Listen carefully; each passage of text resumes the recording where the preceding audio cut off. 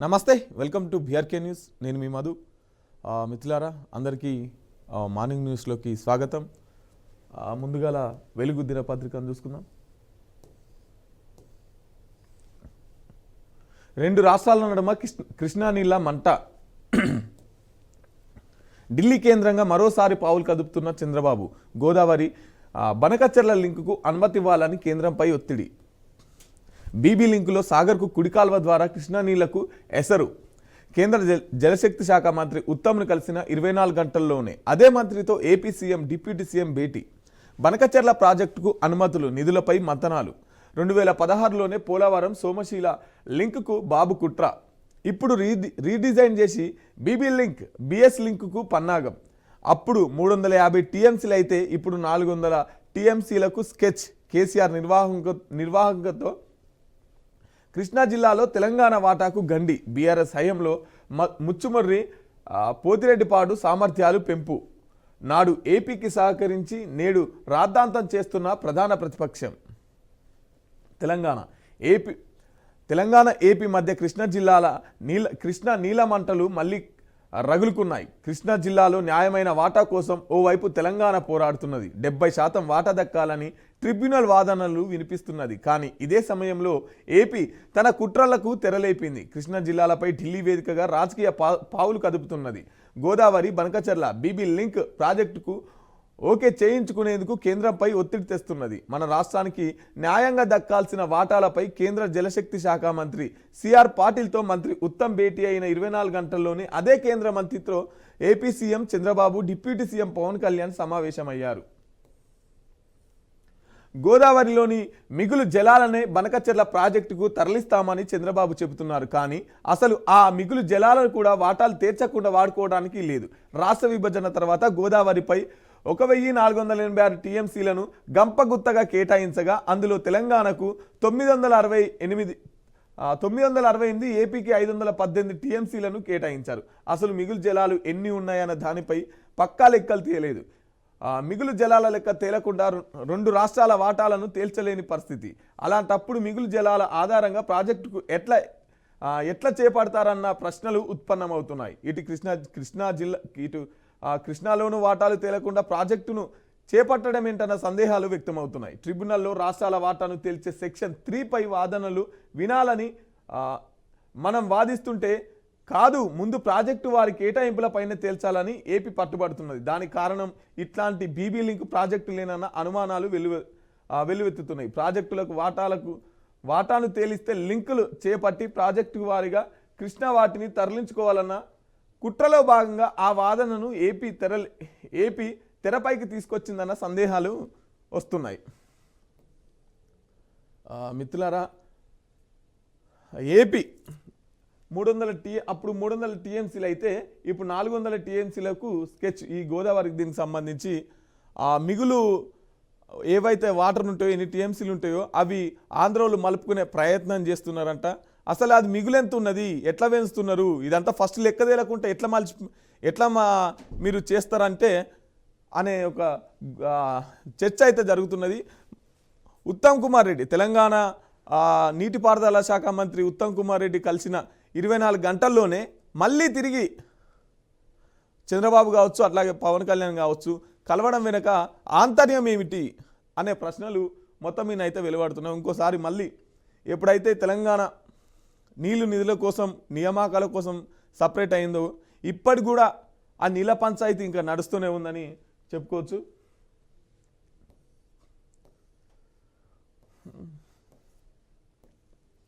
ఎస్సీల రిజర్వేషన్లు 18% పెంచాలి. రాష్ట్ర బడ్జెట్లోనూ 18% ఫండ్స్ కేటాయించాలి. కాంగ్రెస్ చీఫ్ ఖర్గేకు ఎమ్మెల్యే వివేక్ వెంకటస్వామి లేఖ. రాష్ట్రంలో ఎస్సీలకు 18% రిజర్వేషన్లు కేటాయించేలా చూడాలని కాంగ్రెస్ హైకమాండ్ చెన్నూరు ఎమ్మెల్యే వివేక్ వెంకటస్వామి కోరారు. రాష్ట్రంలో ఎస్సీల జనాభా 18% పెరిగినట్టు రాష్ట్ర ప్రభుత్వం ఇటీవల నిర్వహించిన కులగణన సర్వేలో తేలింది. దానికి అనుగుణంగా ఎస్సీల రిజర్వేషన్లు 18% పెంచాలి అని విజ్ఞప్తి చేశారు. ఈ మేరకు కాంగ్రెస్ చీఫ్ మల్లికార్జున ఖర్గేకు వివేక్ గురువారం లేఖ రాశారు. కాంగ్రెస్ ఎల్లప్పుడూ సామాజిక న్యాయం కోసం పాటుపడుతుందని, అందుకు చేవెళ్ల ఎస్సీ ఎస్టీ డిక్లరేషన్ నిదర్శనమని అందులో పేర్కొన్నారు. బడ్జెట్లో ఎస్సీలకు 15% నిధులు కేటాయించాలని 2013లో ఆనాటి కాంగ్రెస్ సర్కార్ చట్టం చేసింది. ఆ నిధులను తప్పనిసరిగా ఖర్చు చేయాలని అందులో పేర్కొంది. అయితే ఇప్పుడు రాష్ట్రంలో ఎస్సీల జనాభా 18% పెరిగినందున వచ్చే బడ్జెట్లో ఎస్సీలకు 18% నిధులు కేటాయించేలా చూడాలి అని విజ్ఞప్తి చేశారు. రాష్ట్రంలోని ఎస్సీలో మెజార్టీ ప్రజలకు భూమి లేదు. దీంతో వాళ్లకు రైతు రుణమాఫీ, రైతు భరోసా లాంటి పథకాలతో లబ్ధి జరగడం లేదు. ఈ నేపథ్యంలో నేను చేసిన విజ్ఞప్తిని పరిగణలోకి తీసుకోవాలని కోరారు. చెన్నూరు ఎమ్మెల్యే వివేక్ వెంకటస్వామి గారు వాళ్ళ పార్టీ చీఫ్ ఖర్గేకు 18% రిజర్వేషన్లు పెంచాలి వచ్చే బడ్జెట్లో, వచ్చే సమావేశాల్లో. ఎందుకంటే అత్యధికంగా ఈ ఎస్సీల్లో దళితులకి భూమి లేదు కాబట్టి మనం పెట్టే స్కీములు సగానికి సగం కూడా వాళ్ళకి చేరట్లేదు. కాబట్టి 18%కి పెంచాలని లెటర్ పెట్టిండు. ఇది 100% వాస్తవమే, పెంచాల్సిందే. ఎందుకంటే వాళ్ళే చెప్పారు కదా, బేసిన్ ఆవలికి నీళ్లు తరలించొద్దని సుప్రీంకోర్టే చెప్పింది. కావేరి అవార్డు ప్రకారం ఒక్క పంటకే నీళ్లు కర్ణాటకకు, అలాగే నీటి కేటాయింపులు తెలంగాణ, ఏపీ జల వివాదం కూడా అలాంటిదే. భౌగోళిక స్థితి కన్నా చారిత్రక కారణాలే చూడాలి. కృష్ణ ట్రిబ్యునల్ తెలంగాణ వాదనలు. ఉమ్మడి ఏపీలో నీటి పంపకాల్లో జరిగిన తీవ్ర అన్యాయం వల్లే తాము లిఫ్టులపై ఆధారపడాల్సిన పరిస్థితి ఏర్పడిందని Krishna water disputes tribunal KWDT Brajesh Kumar ట్రిబ్యునల్కు తెలంగాణ అధికారులు వివరించారు.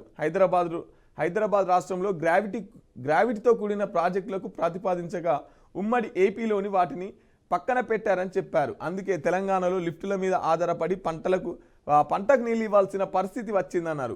గురువారం రెండో రోజు ట్రిబ్యునల్ తెలంగాణ వాదనలు అడ్వకేట్ CS వైద్యనాథ్ వినిపించారు. ప్రధానంగా తమిళనాడు, కర్ణాటక మధ్య కావేరీ ట్రిబ్యునల్ కేటాయింపులపై వాదనలు జరిగాయి. 2018 నాటి కావేరీ ట్రిబ్యునల్ తీర్పు ఆధారంగా చేసుకుని తమిళనాడు, కర్ణాటకకు నాటి supreme court chief justice Deepak Mishra నేతృత్వంలో బెంచ్ వ్యవసాయానికి నీటి వాడకాన్ని సమర్థంగా నిర్వహించాలని సూచించిందన్నారు. మల్టీ క్రాఫ్ట్ బదిలీ, సింగిల్ క్రాప్కు నీళ్లు ఇవ్వాలని సూచించిందన్నారు.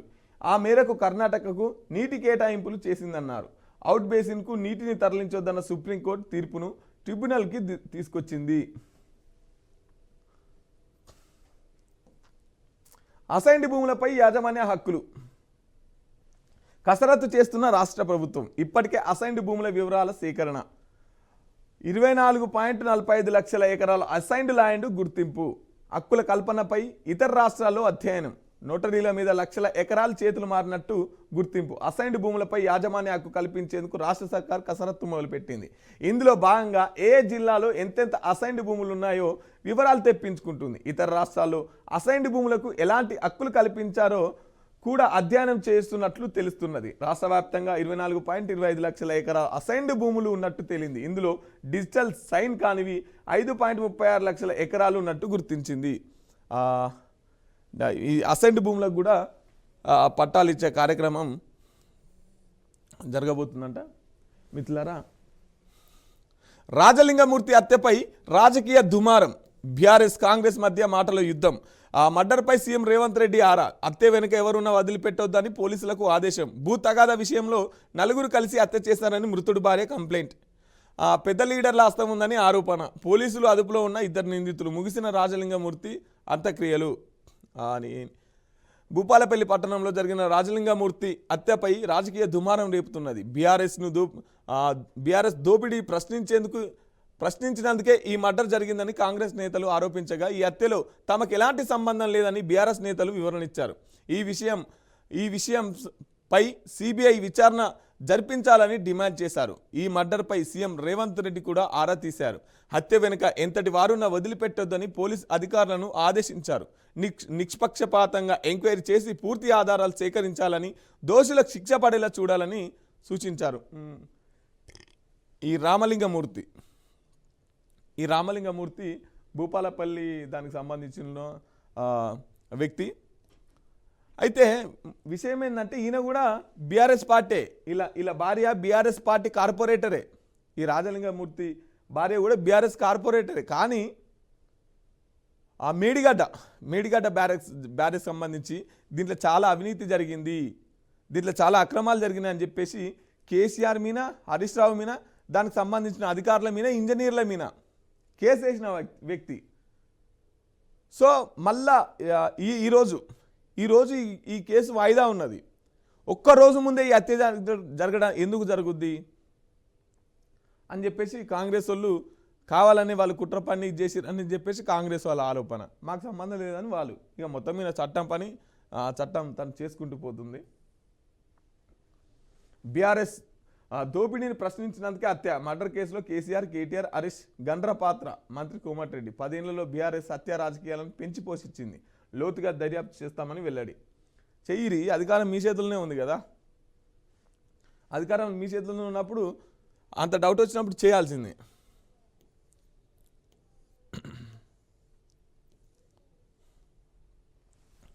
కేసీఆర్ హరీష్ రావు వల్లే రాష్ట్రానికి అన్యాయం. టెలిమెట్రీలు పెట్టాలని విభజన చట్టంలో ఉన్న పెట్టలేదు మంత్రి ఉత్తమ్. ఏపీ జలదోపిడికి సహకరించింది గత బీఆర్ఎస్ ప్రభుత్వమే. వాళ్ళ హయాంలోనే ముచ్చుమర్రి పోతిరెడ్డిపాడు కెపాసిటీ పెంపు ప్రగతి భవన్లో జగన్తో కేసీఆర్ అలాయ్ బలాయ్ చేసుకున్నారు. ఆనాడు అపెక్స్ కౌన్సిల్ మీటింగ్కు వెళ్లకుండా రాయలసీమ ప్రాజెక్టుకు సహకరించారని ఫైర్. మిత్రులారా, ఇదంతా బీఆర్ఎస్ సర్కార్లోనే హయాంలోనే జరిగిందని చెప్పేసి మంత్రి ఉత్తమ్ కుమార్ రెడ్డి మాట్లాడుతున్నటువంటి విషయం. కృష్ణా జలాల విషయంలో మొదటి ద్రోహి కేసీఆరే. ఏపీ నాయకులతో కుమ్మక్కై 299 టీఎంసీలకే సంతకం పెట్టారు బండి సంజయ్. జగన్తో దోస్తాన్ చేసి ఇక్కడి ప్రజలకు తీరని ద్రోహం చేశారు. నీళ్ల వాటాలు తెలంగాణకు కాంగ్రెస్ బీఆర్ఎస్ అన్యాయం.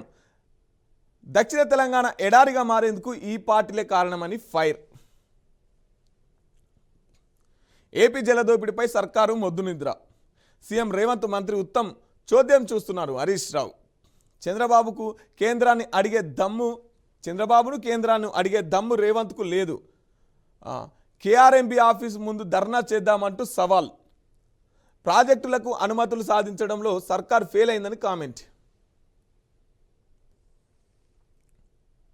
జడ్జీలు లోక్పాల్ పరిధిలోకి రారు. కేంద్రంతో పాటు రిజిస్టర్కు సుప్రీంకోర్టు నోటీసులు.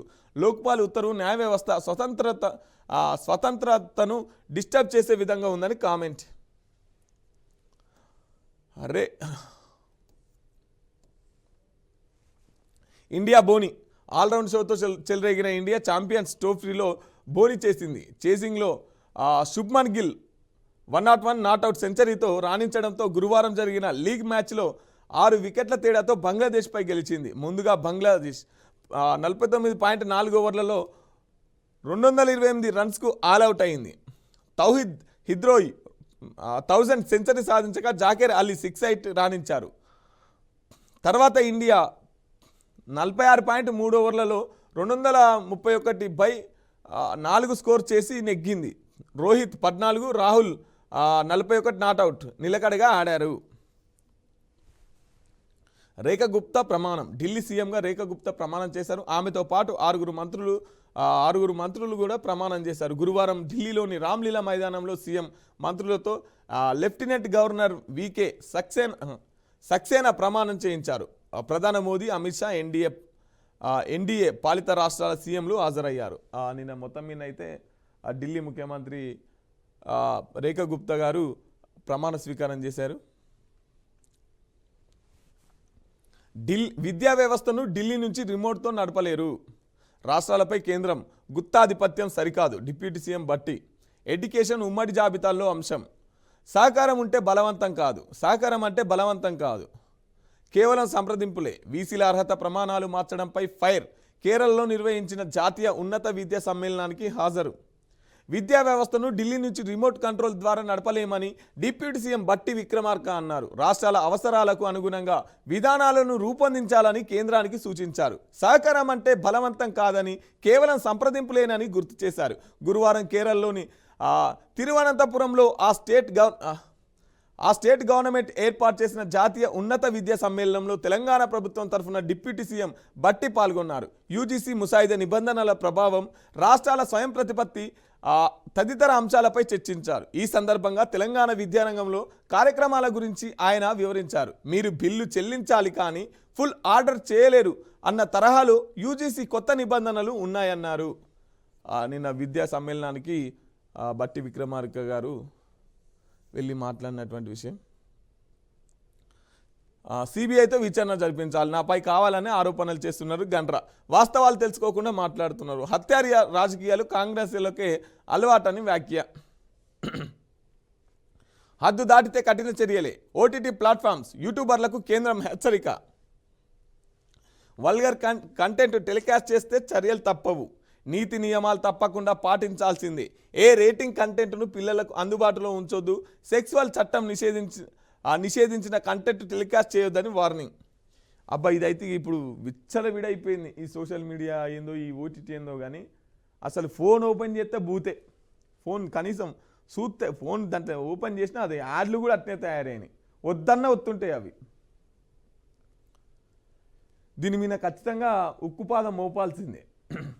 ఆ థంబ్నెయిల్స్ ఏందో, అది యాడ్స్ ఏందో, మొత్తం అంతా బూత్ కంటెంటే. ఫోన్ ఓపెన్ చేస్తే బూత్ కంటెంటే. సో మిత్రులారా, ఇది వెలుగు దినపత్రిక.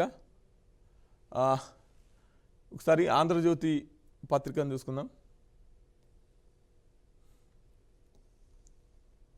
ఆంధ్రజ్యోతి పత్రిక మొత్తం మీనైతే ఈ రాజలింగమూర్తి హత్యనైతే రాజకీయ దుమారం గట్టిగానే లేపుతున్నది.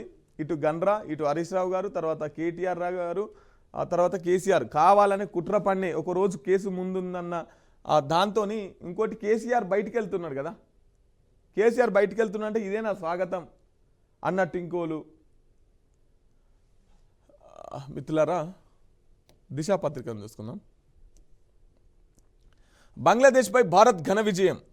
ఛాంపియన్స్ ట్రోఫీలో టీమిండియా బోని. 5 వికెట్లతో చెలరేగిన మహమ్మద్ షమి, సెంచరీతో కదం తొక్కిన శుభ్మన్ గిల్ 6 వికెట్ల తేడాతో ప్రత్యర్థి జట్టు చిత్తు.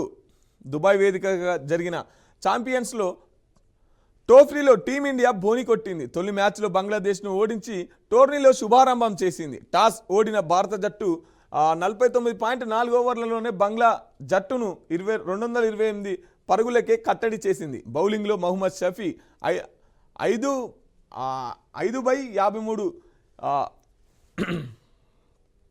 చెలరేగడంతో తక్కువ స్కోర్కే ఆ జట్టు చేతులెత్తేసింది. అనంతరం ఛేదనకు దిగిన భారత జట్టులో శుభ్మన్ గిల్ 101 నాటౌట్ అజేయ శతకంతో విజయ తీరాలకు చేర్చాడు. దీంతో 6 వికెట్ల తేడాలతో టీమిండియా బంగ్లాదేశ్ టీంపై ఘన విజయం సాధించింది.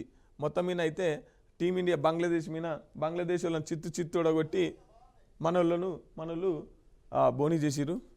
8 మంది ఐఏఎస్లు బదిలీ. సిఎస్ శాంతికుమారి ఉత్తర్వులు. ఎలక్షన్ కోడ్ ముగియగానే మరికొందరు.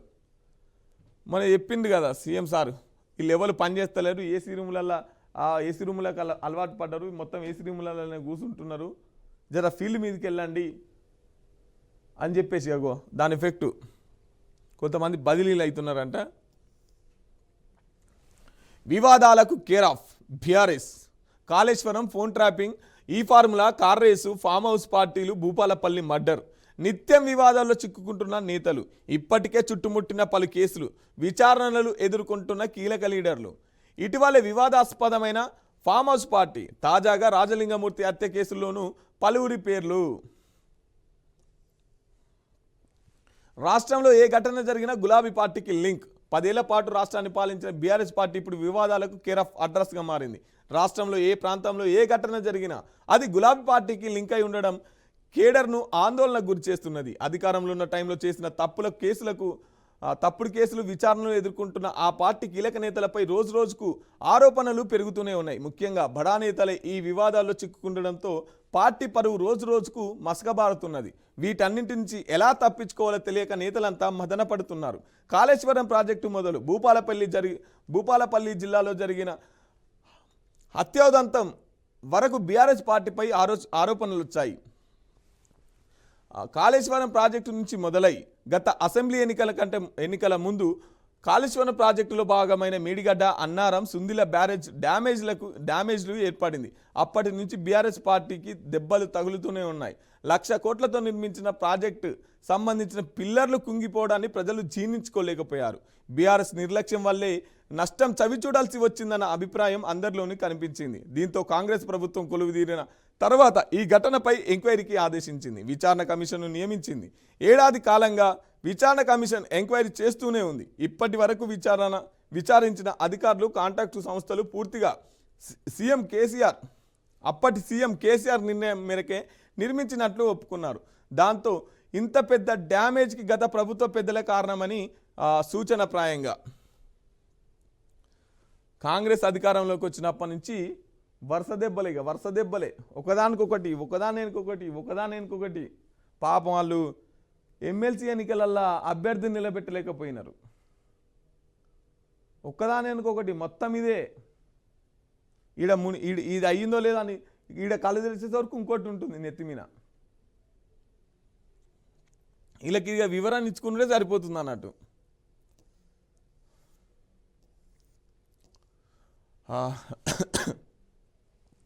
రాజలింగమూర్తి హత్య కేసు సిబిసిఐడికి అప్పగించే యోచనలో రాష్ట్ర ప్రభుత్వం. ఇప్పటికే ఆరా తీసిన సీఎంఓ నిఘా వర్గాల నుంచి సమాచారం సేకరణ. పోలీసుల అదుపులో పరువుల నిందితులు. భూ వివాదంతోనే నా భర్త మర్డర్. పోలీసులకు మృతుడి భార్య నాగవెల్లి సరళ ఫిర్యాదు. కేసీఆర్కు శిక్ష పడొద్దని హత్య. కేటీఆర్ ఆదేశాలతోనే గండ్ర యాక్షన్ ప్లాన్. మంత్రి కోమటిరెడ్డి. సిబిఐతోనూ విచారణ కోకే. మాజీ ఎమ్మెల్యే గండ్ర వెంకటరమణారెడ్డి. ఈ రాజలింగమూర్తి హత్యకి సంబంధించి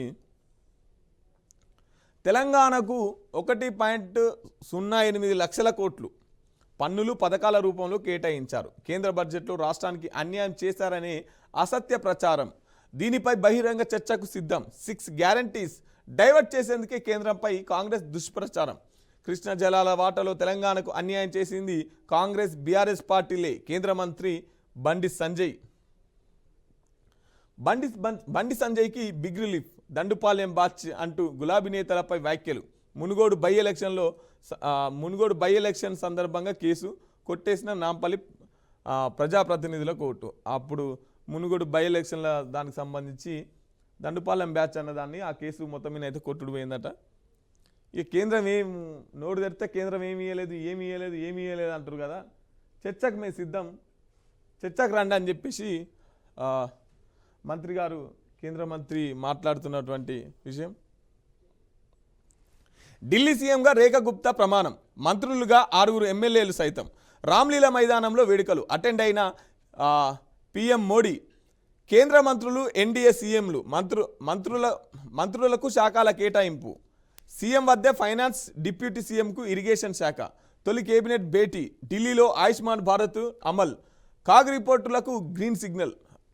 నిన్న మొత్తం మీద అయితే ఢిల్లీ సీఎంగా రేఖా గుప్తా గారు ప్రమాణ స్వీకారం చేసినట్టు మనకు తెలిసింది. దీనికి ఎన్డీఏ దానికి సంబంధించిన ముఖ్యమంత్రులు కావచ్చు, అట్నే పీఎం కావచ్చు, ప్రధానమంత్రితో సహా వీళ్ళంతా అటెండ్ అయినారు.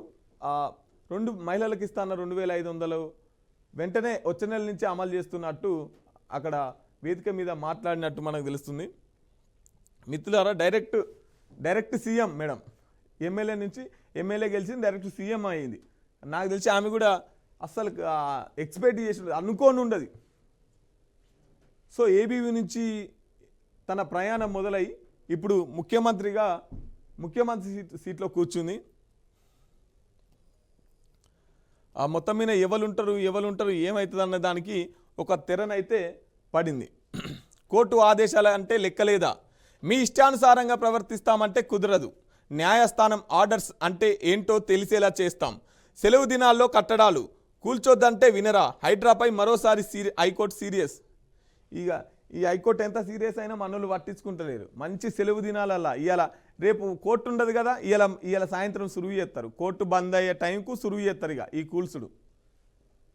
ఇక పేద మధ్య తరగతి వాళ్ళు అయితే కనీసం ఇక ఆ కోర్టు టైంలో కూడా అంత దూరం వెళ్ళలేని పరిస్థితి. సో ఈ హైడ్రా ముచ్చట ఇది ఎన్నిసార్లు చెప్పినా వినరు. ఇక మేమేందో కూడా చూపిస్తామని చెప్పేసి హైకోర్టు సీరియస్ అవుతున్నటువంటి విషయం. మిత్రులారా, ఇది ఇవాల్టి ఫస్ట్ ఎడిషన్. రేపు వచ్చే మళ్ళీ ఫస్ట్ ఎడిషన్లో మళ్ళీ కలుసుకుందాం. అప్పటిదాకా చూస్తూనే ఉండండి బీఆర్కే న్యూస్. ఇది తెలుగుడి సత్తా. Thank you.